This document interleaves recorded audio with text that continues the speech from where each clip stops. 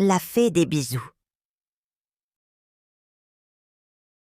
Il était une fois, dans un jardin enchanté, une petite fée du nom de Lila, connue de tous sous le nom de la fée des bisous. Lila vivait entourée de fleurs merveilleuses, chacune plus colorée que l'autre, qui avaient un pouvoir très spécial. Elle distribuait des bisous magiques à ceux dont le cœur était brisé. Ces bisous, doux comme une caresse et réconfortants comme un câlin, avaient le pouvoir de réparer les cœurs les plus endoloris. Un matin, alors que Lila volait joyeusement entre les fleurs pour s'assurer qu'elles étaient toutes en bonne santé, elle remarqua quelque chose d'étrange. Les pétales de ses fleurs chéries commençaient à se flétrir. Lila s'approcha d'une des roses rouges, ses préférées, et lui murmura « Petite rose, que se passe-t-il ? Pourquoi tes pétales sont-ils si ternes aujourd'hui ?» La rose soupira doucement. « Oh, chère Lila, je ne sais pas. Hier encore, je me sentais pleine de vie, prête à offrir mes bisous magiques. Mais ce matin, je sens que quelque chose ne va pas. C'est comme si la magie du jardin s'éteignait. » Lila fronça les sourcils, inquiète. « Ne t'inquiète pas, petite rose. Je vais découvrir ce qui ne va pas et je ramènerai la magie. Les bisous doivent continuer à fleurir pour ceux qui en ont besoin. » Déterminée, Lila vola jusqu'à la source du ruisseau cristallin qui alimentait le jardin. Là, elle trouva Grenouille Verte, l'amie fidèle des fleurs. « Grenouille Verte, as-tu remarqué quelque chose d'anormal dans le jardin ?» demanda Lila. Grenouille Verte hocha la tête. « Oui, Lila. L'eau du ruisseau semble moins pure ces derniers jours. Elle a perdu son éclat, et je crains que cela n'affecte les fleurs. »« Mais d'où cela peut-il venir ?» s'interrogea Lila à voix haute. « Si l'eau est impure, il faut trouver la source du problème. » Sans perdre un instant, Lila suivit le ruisseau jusqu'à sa source, un petit étang caché au fond de la forêt. Mais en arrivant, elle fut choquée de voir que l'étang était à moitié asséché, et les quelques poissons qui y nageaient semblaient mal en point. L'étang, autrefois si rempli de vie et de lumière, était maintenant sombre et presque sans vie. Lila se posa sur une feuille de nénuphar, la mine soucieuse. Quelqu'un ou quelque chose doit avoir jeté un sort sur cet étang. Mais qui voudrait faire une chose pareille ? Soudain, une voix grave résonna derrière elle. « C'est moi !»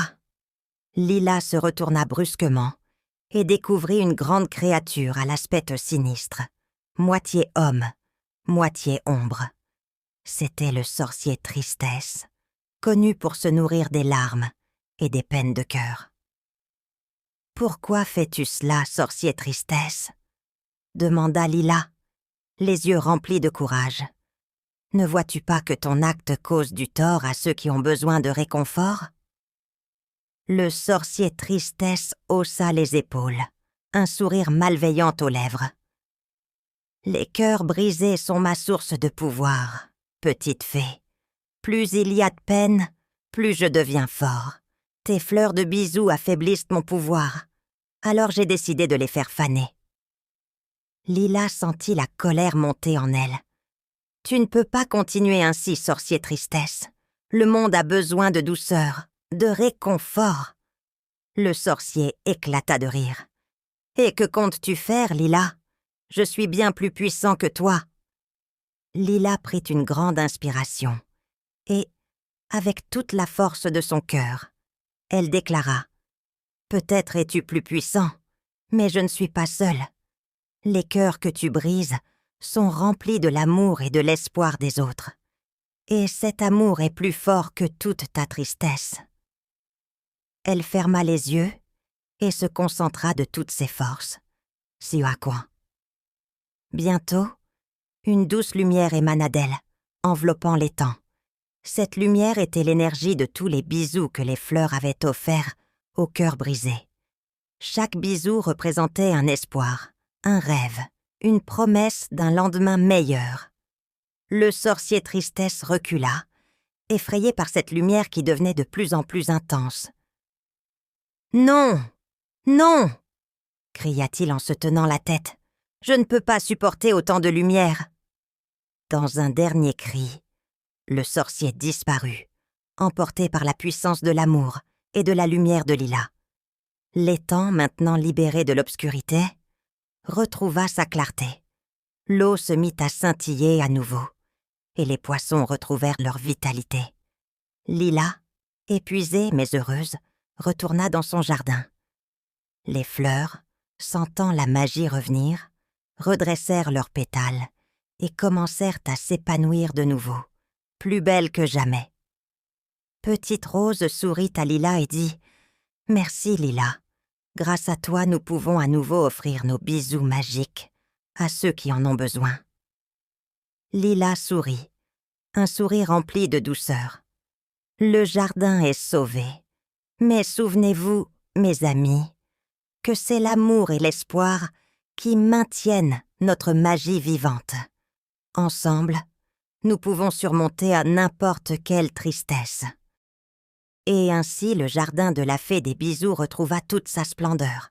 Les cœurs brisés pouvaient à nouveau trouver du réconfort parmi les fleurs. Et Lila continua à veiller sur son jardin, prête à défendre l'amour et la lumière contre toutes les forces de la tristesse.